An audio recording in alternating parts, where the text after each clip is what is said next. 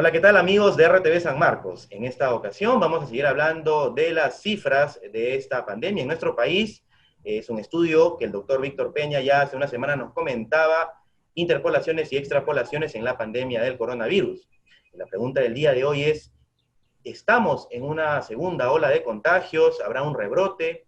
Para saber ello, saludamos pues a nuestras invitadas, la doctora Roxana López Cruz de la Facultad de Ciencias Matemáticas y la doctora Edith Seyer Zúñiga, profesora emérita, estadística, quien actualmente radica en los Estados Unidos. Ambas les damos la bienvenida a RT. Muchas gracias. Muchas gracias, Fernando. Bien. Para empezar, doctora López, me gustaría preguntarle qué modelos matemáticos están ayudando a explicar con más certeza la situación de la pandemia en nuestro país. Ok, te comento. Como modelos matemáticos, nosotros solemos usar para las enfermedades infecciosas básicamente un modelo SIR, S-I-R, susceptibles, infectados y recuperados o removidos en general. Es lo que han estado utilizando casi todos. Es más, desde un comienzo muchos lo comenzaban a simular y daban sus características a propósito de lo que estaba sucediendo, pero era con valores de los parámetros que lógicamente no estaban validados para nuestra realidad, estaban validados para otras realidades y lógicamente se exponían a hacer ese tipo de exposiciones.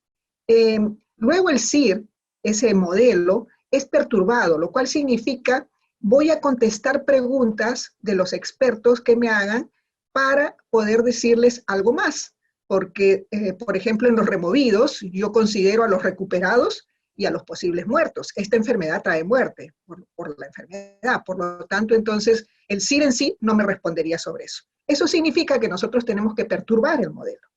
Y en la perturbación del modelo ya las cosas cambian, y entonces lo que ya está listecito como un código que todo el mundo utilizaba para hacer los gráficos, ya no sirve. ¿Por qué? Porque hay que entonces ahí entrar el matemático y el especialista, en este caso el epidemiólogo, en la conversación de qué cosa es lo que requiere y las preguntas que él tiene, y de acuerdo a eso se va modelando y una discusión tremenda. Mi experiencia ha sido justamente con algunos de los miembros del grupo Prospectiva inicialmente, cuando recién empezaba todo, en marzo. Y ahí estuvimos discutiendo y yo le propuse algunos modelos que contestaban alguna parte de su pregunta, como por ejemplo el aislamiento. Ya el SIR en sí no sirve para el aislamiento, habría que considerar una perturbación. Entonces, esas ya son discusiones que entran a un nivel más matemático, más de multidisciplinaridad, donde tenemos que lógicamente hacer las preguntas correspondientes también al experto, porque yo tengo muchos modelos, sin embargo, no todos tienen por qué ser los exitosos ni nada por el estilo. Los modelos no es que sean malos, los modelos son perfectibles, de acuerdo a la pregunta y a la necesidad que se tenga en el momento. Muy interesante, pues vamos a hablar entonces de cifras y también a la doctora Seyer consultarle por el término más estadístico, ¿no? ¿Cómo ha ido progresando esta pandemia desde su punto de vista? Sí, yo he venido siguiendo varias fuentes de datos. Por un lado, los datos de la sala situacional y posteriormente cuando salieron los datos abiertos también, ¿no? Y en la sala situacional vi al comienzo cómo las medidas dieron un efecto. Al comienzo es el día, yo solamente me he centrado en las pruebas moleculares, porque me parece, una, que se hicieron desde el comienzo, y dos, de que son las que nos dicen más lo que está pasando en el momento, porque detectan infectados, mientras que las rápidas detectan toda persona que tiene anticuerpos, y la infección puede haber sido ya hace mucho tiempo. Y ahí siguiendo, además que al comienzo no se hicieron pruebas rápidas, siguiendo las pruebas moleculares, se nota, y yo le puedo mostrar gráficos si gustan, los tengo en la computadora. Hablé hace pocos días en una clase de bioestadística de San Marcos en la maestría por gentil invitación de una amiga y colega, y se muestra cómo las medidas al comienzo cambiaron, un crecimiento exponencial, las medidas que se dieron bien al comienzo, el 16 y 18 de marzo, un crecimiento exponencial con crecimiento diario del 37%, se cambió al 14%, ¿no? Y luego otra quiebre en la pendiente, otra bajada de crecimiento se dio después de la Semana Santa. Se nota a partir, o sea, el cambio se nota a partir del 20 de marzo de las medidas y a partir del 12 de abril. Y después de eso ya no, ya han sido disminuciones muy paulatinas o mantenimiento del estatus que ya había, pero no un cambio dramático. Eso es lo que veo yo al comienzo. Y luego tengo los gráficos hasta el 19 de julio, ¿sí? Y luego, ahora que está habiendo todo un cambio, estoy a la espera de, ya no salen los datos de la sala situacional diariamente, y estoy aún, que hay toda esta época del sinceramiento, como se llama, que no es un término estadístico, pero que se está utilizando en los medios de comunicación, y estoy a la espera de los nuevos datos para ver el impacto. Pero para mí siempre ha seguido como en crecimiento, ¿no?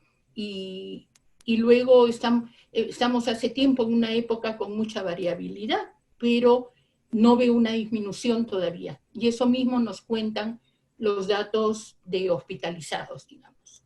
Claro, yo No sé entiendo... si era su pregunta. Claro, yo entiendo, doctora, entonces que, como lo comentábamos también hace unas semanas con el doctor Peña, la intención es llegar al punto de inflexión más que a la meseta, ¿no? Entonces, ¿qué tan cerca estamos de ello, desde el punto de vista estadístico? Ya, además hay que aclarar que el término meseta se usa muy libremente, ¿no? Por personas en medios de comunicación, en el gobierno, pero no definen exactamente qué entienden de meseta. Ahí también podemos, si usted gusta después, le puedo mandar un par de gráficos, y que cuando una persona habla de meseta debe de referirse, se refieren, imagínense un cerro, ¿ya?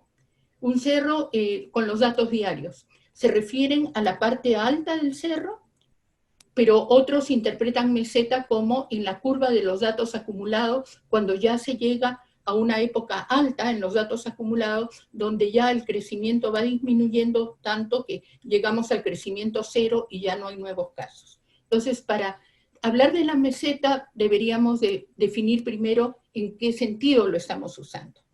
¿Sí? Y yo lo que veo es una época bastante larga, con variabilidad, pero más o menos estable, pero no veo la bajada todavía. Prefiero referirme en esos términos. Bien, doctora López, ahora el tema es que también, pues, si hablamos de cifras, hablamos de números, y bueno, se encontró con estos estudios, revisando, que puede haber una incongruencia con las cifras que nos da el gobierno, el MINSA, quizás para no alarmar a la población, pero siendo claros, ¿qué dicen los números en realidad? ¿Está habiendo un rebrote del virus? ¿A qué nos vamos a enfrentar en estos próximos meses? Te comento, inicialmente, cuando los modelos fueron aplicados, los modelos matemáticos, como no tenemos la realidad ni los datos suficientes en esa época, lógicamente trabajábamos con unas estimaciones apropiadas para podernos nada más que visualizar los diferentes aspectos que podía tener esta enfermedad. Y eso es lo que ofrece un modelo matemático, justamente. Escenarios diversos en los cuales nosotros les podemos decir a los que toman las decisiones, si haces esto, sucede esto otro, si no haces esto, sucede esto otro. Entonces, los ponemos en esos escenarios para que sepan lo que en realidad van a tener que tomar en cuenta debido a los sucesos anteriores, pero no de nuestro país, sino los sucesos anteriores probablemente de otros países los más cercanamente posibles. La parte estadística, como lo ha explicado Edith, por ejemplo, sigue a los datos y da una inferencia. Nosotros, como modelos matemáticos, no seguimos a los datos en sí. Lo que hacemos son, como vuelvo a repetir, los diferentes escenarios que se pueden presentar y ajustamos los valores de los parámetros de acuerdo a lo que nuestros colegas en estadística nos puedan apoyar justamente en esa área. Por eso es que te digo que este es un trabajo conjunto. No es un trabajo de una sola persona, no es un trabajo de un matemático, no es un trabajo de un epidemiólogo, no es un trabajo así aislado, no es que la gente sea todo de todo. O sea, un epidemiólogo, un matemático y un estadístico a la vez. No lo es, no lo es. Uno es matemático y apoya dentro de lo que uno hace. Eso es algo, te voy a comentar, que se está sucediendo mucho en la prensa. en la prensa y en los diversos presentaciones que han habido, la gente no toma en cuenta lo que en realidad son las personas porque no investigan y le dan cámara, luz, periódico a personas que en realidad no están comprometidos dentro de ello y los hacen aparecer como matemáticos, como estadísticos, y no lo son. Entonces, que aprendan, y creo que ya aprendieron la lección, porque hay muchos casos que ya se dieron, que aprendan la parte periodística, que hay que tener mucho cuidado con este tipo de tratamiento. Cada quien tiene su tarea y en conjunto es lo que se hace el trabajo. Y eso es lo que, por ejemplo, hemos hecho con todos los que han expuestos en unas reuniones que tuvimos durante 2 meses, ojo, durante 2 meses, que era Reumat Perú, reunión de matemáticos en el mundo, peruanos en el mundo, y donde contribuyeron inclusive extranjeros con los diferentes aspectos de esta enfermedad.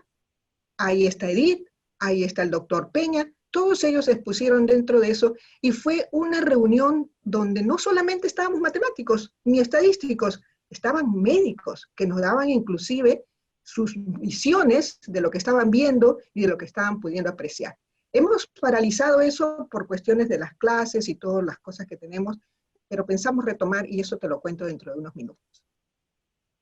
Doctora, perfecto. Entonces, bueno, sí, en realidad pues se habla en estos tiempos actuales de lo que es el estudio interdisciplinario. Yo asumo que me está hablando usted de eso. El hecho de que varias escuelas, varias áreas de las academias se junten para poder hacer un estudio más sesudo, más compacto, ¿no?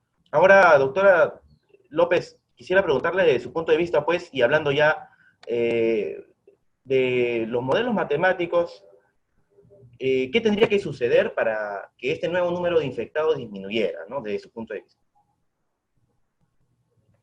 ¿Qué tendría que suceder? Bueno, eso en realidad te lo responderían los propios que van a tomar las medidas correspondientes. Lo que sí te digo es lo que todos comentan cuando dicen, ¿y qué debemos hacer para que baje la epidemia? Pues cuidarnos.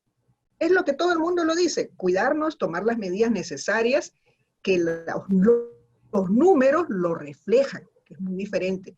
Nosotros en sí lo que hacemos es mostrarle lo que aparece, y hay algo muy preponderante. Dentro de estas reuniones que hemos tenido, los colegas estadísticos físicos han estado reclamando que esos datos no eran sincerados, no estaban yendo de acuerdo. Algo sucede, y nadie escuchaba. Es por eso que necesitamos que hoy en día escuchen justamente las colaboraciones que hace la parte académica para que se pueda tomar en cuenta y no estemos esperando este tipo de sucesos en los cuales todos los días nos dicen fueron 13.000, fueron 18.000, ahora nos dicen que son 43.000. Esos rangos tan dispersos, te lo puede explicar mejor Edith, porque en realidad a nosotros como ciudadanos nos asusta el hecho de que estén en sus manos, ¿no?, este tipo de información. Claro, justamente le queríamos preguntar a la doctora Seyer acerca de lo que ha mencionado la doctora con respecto a estas cifras que son incongruentes porque hay una fuente que nos dice una cosa, otra que nos dice otra, y bueno, a las finales la gente entra en pánico, ¿no? Entonces, doctora Seyer, si puede activar su micrófono y comentarnos un poco desde los puntos estadísticos, ¿cómo se está viendo este tema? Sí, nosotros habíamos notado, como le digo, he estado siguiendo los datos de la sala situacional y los datos abiertos que salen, y sobre eso de cómo me gustaría que fueran los datos abiertos, bueno, es otra pregunta, pero sobre las incongruencias, pongamos en el número de fallecidos. Yo había estado siguiendo lo que salía diariamente en la sala situacional del MINSA, y cuando finalmente fueron puestos, pues, muy posteriormente, los datos abiertos, y recuerdo que en una mesa redonda que participé del CONCITEC, yo abogué fervientemente por, antes de la reunión, en la reunión interna y durante la reunión también, creo, sobre que los datos fueran abiertos, porque mucha gente puede aportar. Tenemos diferentes herramientas, desde los modelos matemáticos, los que hacemos estadística con métodos tradicionales, los que están en los métodos de inteligencia artificial, y todos podemos aportar, aprender más sobre el desarrollo de esta epidemia. Pero los datos tienen que estar abiertos, completos y con una explicación. de la naturaleza de los datos que ponen, porque ponen fecha y no dicen si es fecha de cuando se hizo la prueba o fecha cuando se dieron los resultados. Y ahí hay una diferencia porque usted sabe, demoran varios días, ¿no? Y no un número uniforme de días entre prueba y resultado. Pero en cuanto a los fallecidos, me voy a centrar. En cuanto a los fallecidos, en la data de los datos situacionales salía un tipo de curva. En los datos los datos abiertos, yo logré trabajar con las fechas, etcétera, porque no es tan evidente, y también salió una curva. Y las dos curvas contaban historias totalmente diferentes. En una había un tremendo hueco y en la otra no. Entonces me preguntaba yo, ¿cuál es la historia, no? Hay como si fuera una segunda ola, pero era muy abrupto, así que no, eso era datos faltantes. Me metí un poquito más y hice un tabulado por los datos para esos días, que eran del 16 al 26 de mayo, que había una diferencia abismal.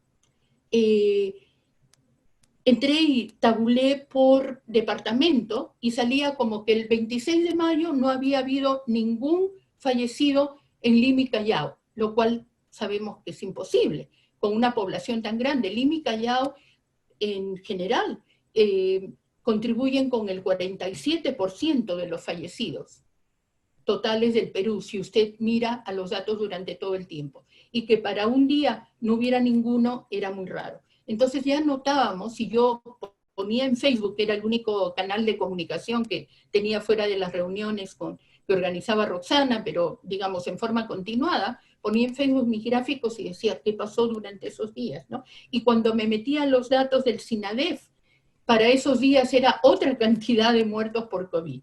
Y ahí es que hice una recomendación. Cuando escuché al ministro hablar de que iban a sincerar al nuevo primer ministro los datos, que es un término que yo no uso, estoy usando el término que usan en el gobierno de sincerar los datos, ¿no? Le dije, si alguien le puede hacer ver al ministro que ya el pasado va a ser muy difícil de saber exactamente qué pasó en la realidad, aunque hay varias estimaciones, incluidas las de un grupo de estos jóvenes Carrasco de la Facultad de Economía de San Marcos, que ellos habían hecho un estimado en base a los datos, el exceso de muertes, ¿no? Y habían sacado un estimado muy interesante, pero para el pasado es bien difícil de corregir, pero para el futuro, de acá adelante, no hagamos el mismo error. Hubiera bastado con que se dé una directiva para que las muertes, al ser registradas, se ponga de alguna forma un cierto código, ¿no? O aún en las palabras, que se incluya una palabra clave, como COVID para los comprobados, y otra palabra, o probable COVID, o mejor aún, otra palabra, para facilitar la labor de búsqueda con algoritmos, los que tienen todos los síntomas murieron con todos los síntomas de COVID, pero no les habían hecho una prueba. Hubiera bastado con que se hubiera dado una directiva desde el comienzo de cómo registrar las muertes, no estuviéramos ahora en el problema de que es una cantidad, es otra cantidad, y que recuperar. Yo he entrado a la base de datos del SINADEF y recuperar exactamente quiénes son. Podemos hablar de grandes cantidades en base al exceso de muertes que se ve con respecto, ya sea al número de muertes del año pasado, como se está haciendo, o otra idea que yo tengo es con respecto a las proyecciones que tenía el INEI para muertes este año. Hay varios caminos, y por cualquier camino que se siga, al final se puede hacer una convergencia de información y ver más o menos cuál es lo más sólido. Pero ya son estimaciones, ¿no? Pero hay una forma de evitarlo, que es registrar adecuadamente las muertes que permitan hacer la identificación de los casos. Claro. Bien. Ya para ir terminando, porque el tiempo la verdad es que nos traiciona, a la doctora López, ¿no? Si hablamos un poco de las conclusiones de este nuevo estudio que han hecho ustedes, mencionan tajantemente que se debe evitar a toda costa llegar al nivel 6 de la pandemia. Entonces, ¿qué sucedería en ese nivel y qué estaríamos obligados a hacer los peruanos? Le pregunto de nuevo a la doctora López, de su punto de vista. Bueno, pues en realidad estamos obligados desde un comienzo a respetar todo lo que sea el distanciamiento social, el lavado de las manos, los cuidados correspondientes. Como matemática, yo te indico algo, ¿no? Yo puedo estimar qué cosa es lo que va a suceder, por ejemplo, bajo ciertos estudios que ya han hecho sobre, por ejemplo, reinfecciones, sobre, por ejemplo, cargas virales, sobre, por ejemplo, los,